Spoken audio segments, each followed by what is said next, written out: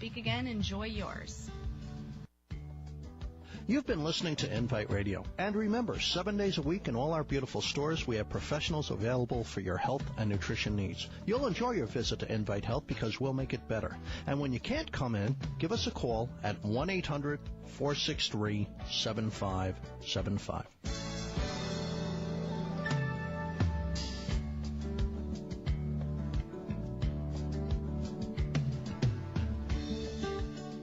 Talk 1470 is WWNN Pompano Beach and 95.3 FM W237BD Boca Raton. The Health and Wealth Radio Network, 1470 AM and 95.3 FM. The Health and Wealth Radio Network. Tune in for spiritual downloads with your host Anna Stevenson, Saturdays at 4 p.m.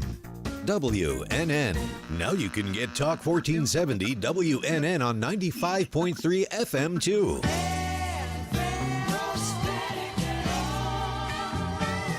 Loud and clear. Health and Wealth Radio, WNN. The opinions expressed on the following sponsored program are strictly those of the host, guests, and callers, and not necessarily those of this station, its staff, management, or sponsors.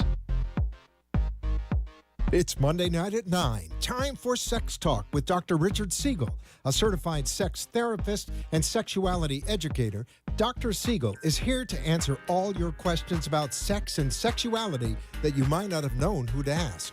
He'll also welcome special guests to talk about a wide variety of topics within the fascinating world of sexuality. So, welcome to Sex Talk. Good evening, and welcome back to Sex Talk with the Siegel Boys. I'm Ricky Siegel, a certified sex therapist, with my go-to number one guest, my brother Larry Siegel, clinical sexologist extraordinaire. Thanks for coming back. My pleasure. My pleasure. Yes, I just I love having guests on the show, but I just as much love our conversations. We just have a half an hour to rant and rave and talk about things that we want to talk about. And as we've been talking about a lot on the show, working in this field, it seems mandatory that one is motivated by outrage and frustration, and it's just crazy. Yeah, we used to call it advocacy. You're right. Yeah. It's a crazy field to work in. But we want to stick with our theme that we've been on for a couple weeks in a row now because it's critically important, and haven't fixed it yet. But of course, it's the silver lining in this mess is that more and more people are talking about the Weinstein problem, and Hollywood's being blown up, and I don't know why Bill O'Reilly couldn't keep his mouth shut, but now he's back in the news, and right. But it's important because, as we've been saying, this is a men's issue, and we're a couple of dudes. We should be talking about this, right. and other men should be talking about this. You had said something last week when we were guesting on another show. Freddie and Dawn show. Freddie and Dawn show. Brooklyn Cafe. Woot woot. Right. Yeah.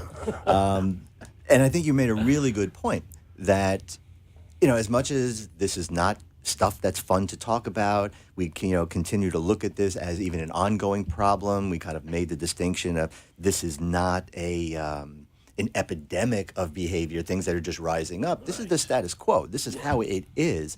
And I really, really like your point that, like you just kind of mentioned just now, that this is an opportunity for a new revolution, a new sexual revolution.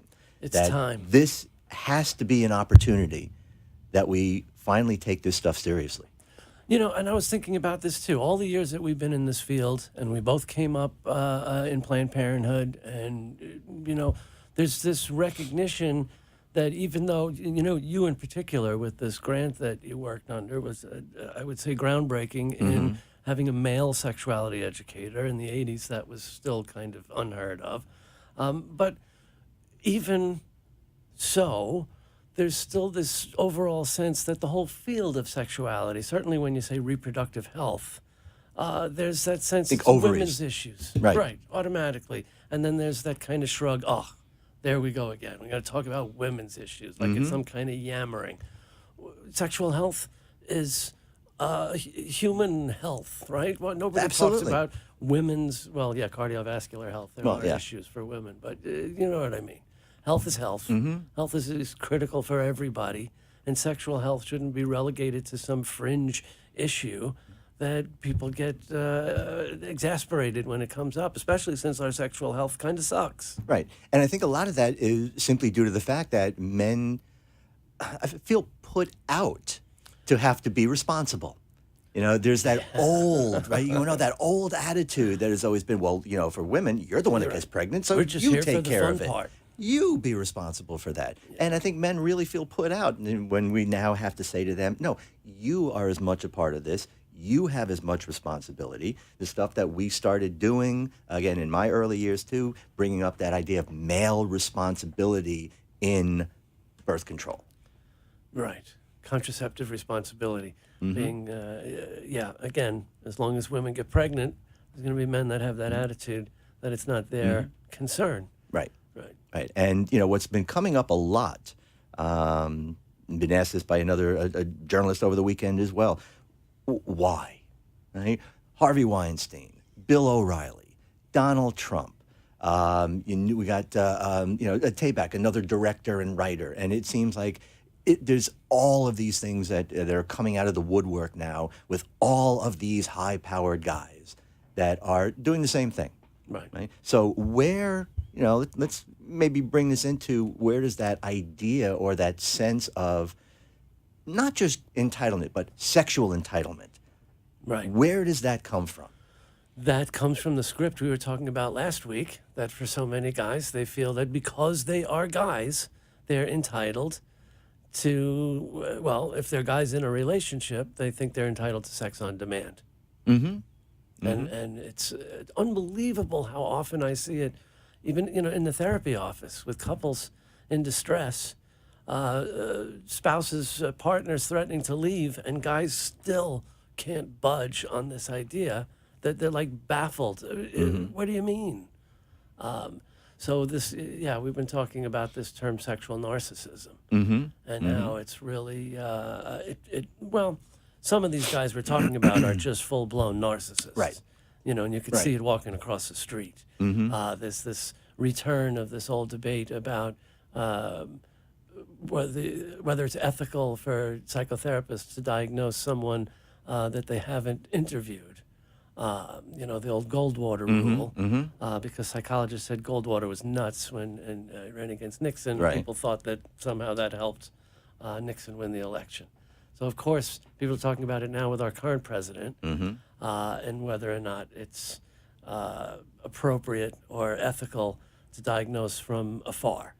But this kind of narcissism that we're seeing, not in celebrities and power-hungry, egotistical, buffoons like this, but just sort of everymen guys who don't display narcissistic personality characteristics in their daily lives.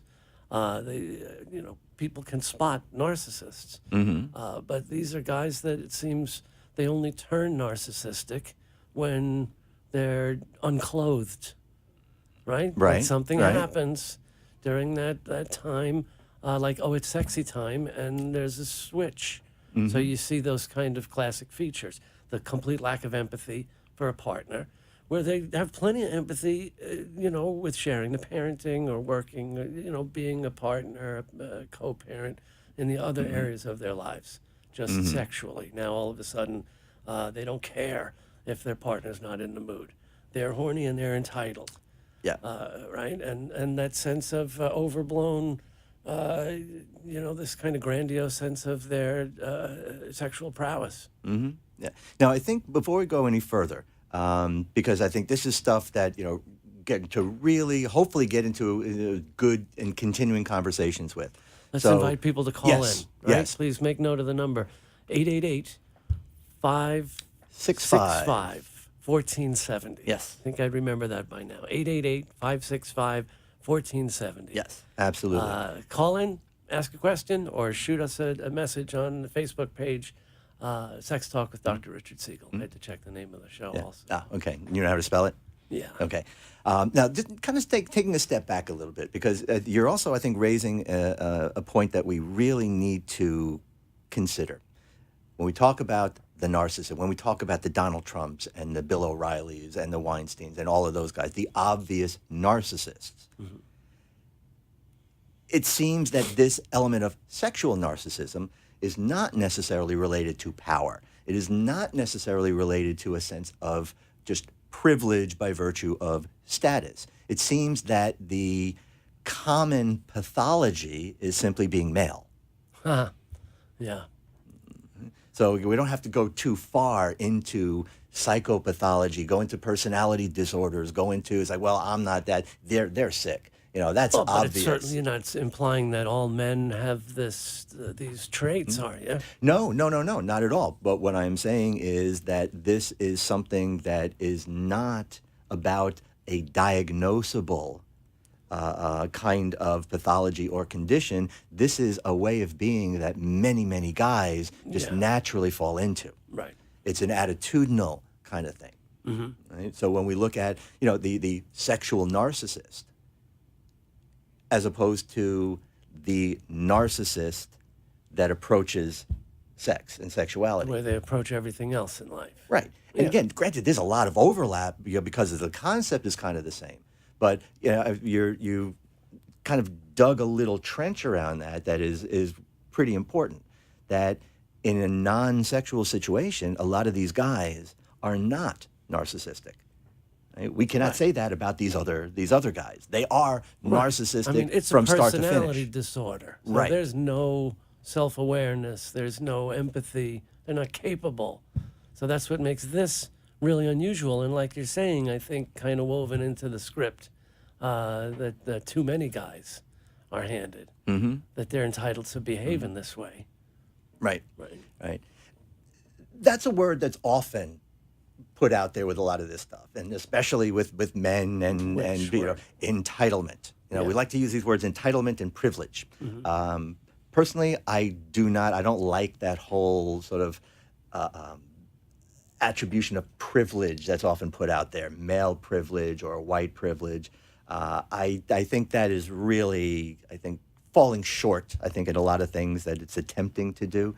However, when we look at the entitlement, I think that really is an undercurrent. Right? So when we look, what's the difference between entitlement and privilege? I was going to ask you that. Okay. Well, I think there's, again, a lot of similarity. I think an entitlement is a sense of having a right to something. It is a claim that is made. Privilege is more of a special advantage that somebody has. And in things that I've read in the past about privilege, and even looking at the difference between entitlement and privilege. Privilege, in a healthy way, comes with gratitude. Right? There's a sense of understanding and awareness of that special accommodation. Or it should. Or it should, right. So I think, it's more entitlement when we're talking about when it isn't. But again, that sense that I have a right to this and I should get it by virtue of wanting it. Right? Now, when you add status and positions of power onto that, then it really becomes, I think, problematic. Right? And it becomes even more abusive. Well, guys that can't take no for an answer are abusive. Clearly. Right. In guys don't even business wait to have no. Right. I mean, again, The in guys spite with of so little this, he got impulse elected. Control. Yeah. The little grabber. Right. Yeah. It's mind-boggling. It is infuriating. But we're basically talking about guys who just don't care about their partner's needs, about their partner's feelings, about the implications or consequences to what they're doing. It is, again, the narcissistic aspect of that. So we were talking about on Freddie and Dawn's show about like these guys, like high school jocks, for example, who get all of that reinforced to push and push and go and win and dominate and get what you want, but never a discussion about turning it off. Right. And overall, how that fits in with guys' scripts, early scripts about dating and what's sort of expected behavior. This idea that a guy's going to make a move at some point in the evening, right? And women, again, bear the burden of running defense. Right. Right? Was there any stats behind that old idea, or is it epistemological, that if sex is going to happen on a date, the decision is going to be made way before the date, and in a heterosexual couple by the woman? Yeah, I don't Where know did that that there come is any from? data, but I mean, that's sort of like one of those sort of standard, sort of basic differences, right? And I often use that in the context of, where we see, in a lot of ways, women have an advantage in dating, right? But in general, just to stay to your point, men, when they go out, let's say for a date, are going to spend the evening hoping that something is going to happen. More often than not, don't want to overgeneralize, but more often than not, women have already made that decision before they've left. So when women go out, I think a lot of them already have a sense of whether or not they're going to go home with somebody. It's often not as spontaneous, if you will, as it is with men who are on this sort of perpetual hunt. Right. And every evening they're out, it's predatory. Yeah, and we can't ignore the role that alcohol plays for both for both roles in that little predation there.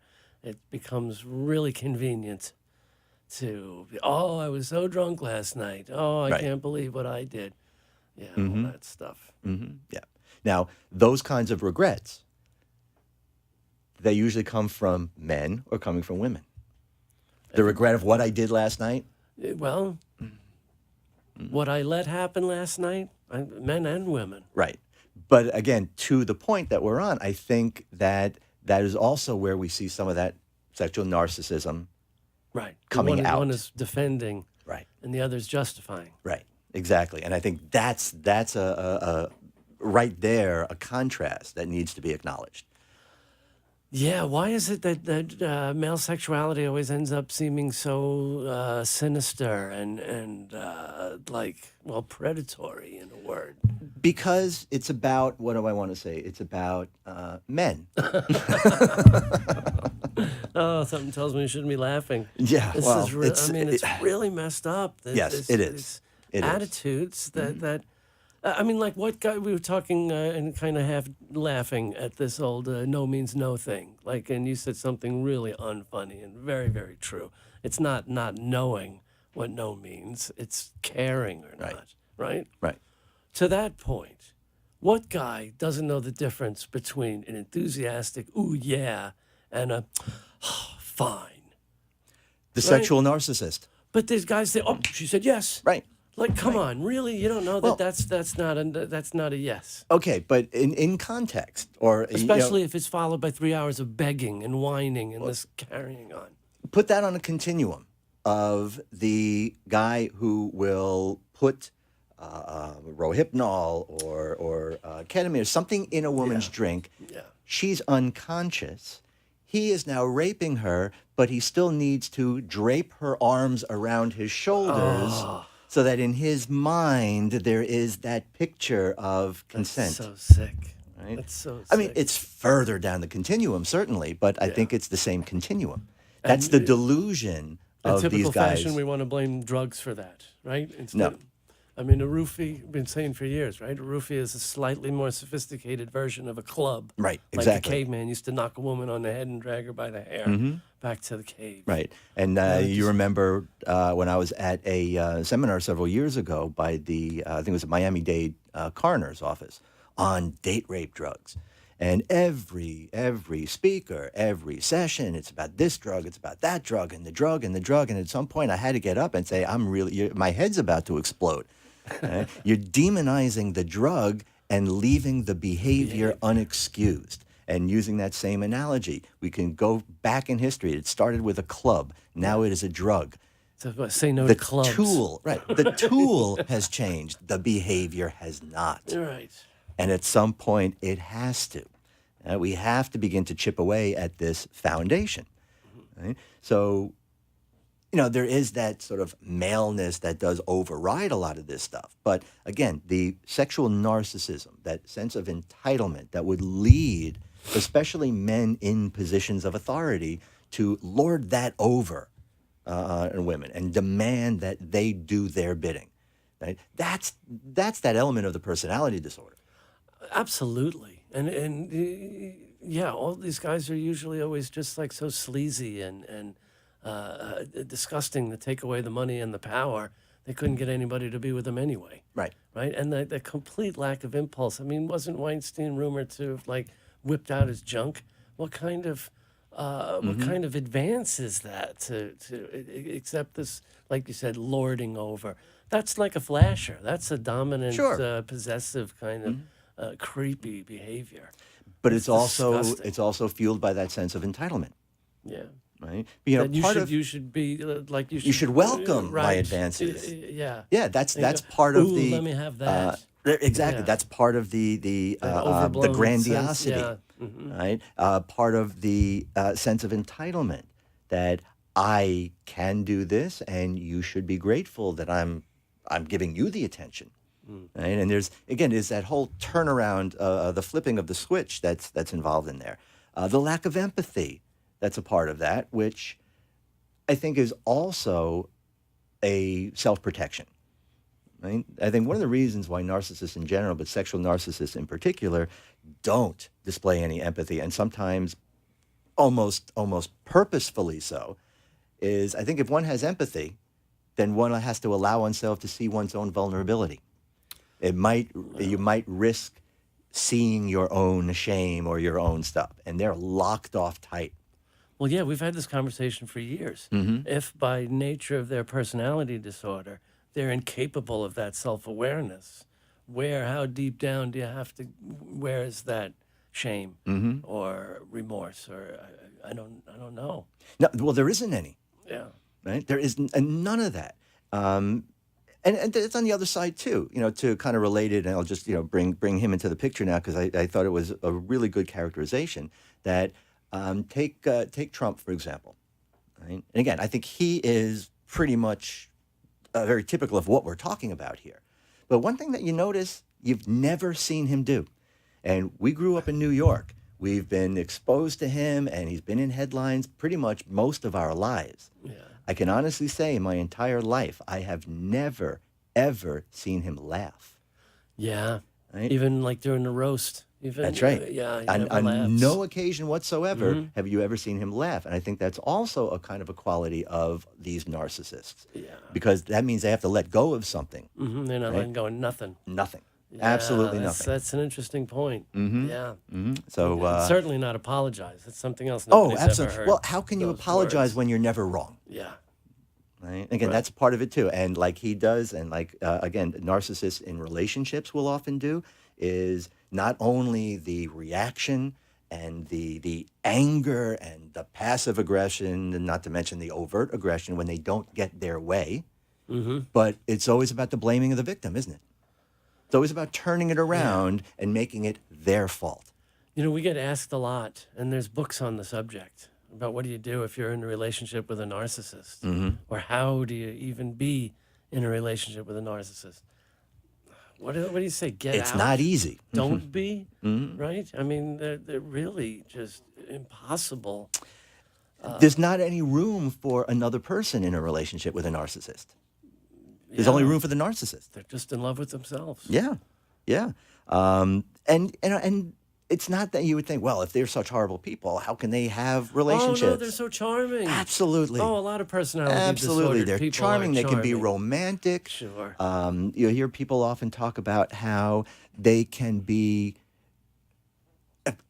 often they're not because they don't care to be, but they often can be incredible lovers, right? But that's a manipulation. It's a creation of dependency. It's an element of control. Right? Yeah. There's no Well, I reciprocity. mean, really, like intense sex lives are often reported in really volatile relationships. And every boundary has to be pushed, but it's all about them. It's not about you. No matter how they're doing, how much they're getting in a relationship, they're going to be probably still looking for as bizarre or out there porn as they can, because it's always about pushing it, going further and further, see where I can go. They're going to cheat. Right? Sorry, if you're in a relationship with a narcissist, they're going to cheat. I kind of think it's that simple. Well, again, it takes empathy to be faithful, and you have to think of another person's feelings to remain faithful and have a decision. No, I'm going to choose the high road because I don't want to hurt this other person. If you don't care about hurting this other person or see this other person as just existing for your own needs, then why wouldn't you want to have your cake and eat it too? Right. You're right. They cheat a lot. Yeah. And not to, say again, not to make this male bashing kind of thing. There are women that do this kind of stuff too. We can't say there's no such thing as a narcissistic woman, but this is a package that is pretty overwhelmingly male. Yeah. And that's all. We're just focusing on that. We're not making that the whole phenomenon, but that's only the piece that we're focusing on right now. Well, and I do want to underscore this theme. I think it's really important that more men need to be having these conversations and talking about sexual harassment and sexual abuse and sexual assault and everything else that men are perpetrating and too many women are talking about preventing. Right. And I wonder if any guys kind of, I will say, have the, let's say, the wherewithal to join this discussion. Right? Add something to that. So give us a call at 888-565-1470. Let's hear what you have to say about that. Or maybe write down the number for next week because Yes. it's getting to be that time pretty soon. It goes quickly. Wow. Couple of final moments. All right. So what can we, and again, we can talk about this for a long, long time, obviously. What can people do, women in particular, if they do find themselves in a relationship with a narcissist? You kind of brought that up just a minute ago, but don't want to just leave it as, you're screwed, honey, kind of thing. Get out. Are there a things lot of that they can times, do or look for? You see kind of personality disorders that fit well together. So, a dependent personality would do really well with a narcissist. And it wouldn't come, looking for help because they have a good hum. So, my only advice would be somebody who's perfectly willing to let go of any sense of control or winning an argument. If you're that kind of person that can just, whatever, and let things go, or you kind of have to find a way to make a narcissist feel like something is his or her own idea to get them to move on anything. So you can negotiate with a narcissist. Yeah, in what feels like a kind of manipulative way. Right? It never feels right doing therapy with a narcissist because I feel like I'm thinking too much. How can I make a suggestion seem like this guy's idea? Otherwise, he ain't going to listen to me. So now that's also interesting that there's a trap in working with a narcissist, and I think even being with a narcissist. They are so manipulative that it almost forces the issue that we have to be manipulative to deal back. with them. Yeah. No, they don't make good patients in therapy. They don't make good partners in relationships. I'm sorry to sound so defeatist. I know therapists that love working with personality disorders. God bless them. Right. But again, I also think part of the reality is that there are women in particular who are in relationships with narcissists. And I think struggling to find a place of comfort or a way to survive. Right? Now, and you're right, the easy answer is get out, but that's not necessarily the best answer for people. So if they can be negotiated, right, maybe before that decision. I think if you know that you're in a relationship with a narcissist, that sense of really no room for you has to be acknowledged. So I think people have to decide what they're willing to accept, what they're not willing to accept. They have to draw Strict their own lines. Right. Strict boundaries. Right. But hold to them. Yeah. Really hold to them. Well, that's our time for this week. Join us next Monday night at 9 o'clock for Sex Talk.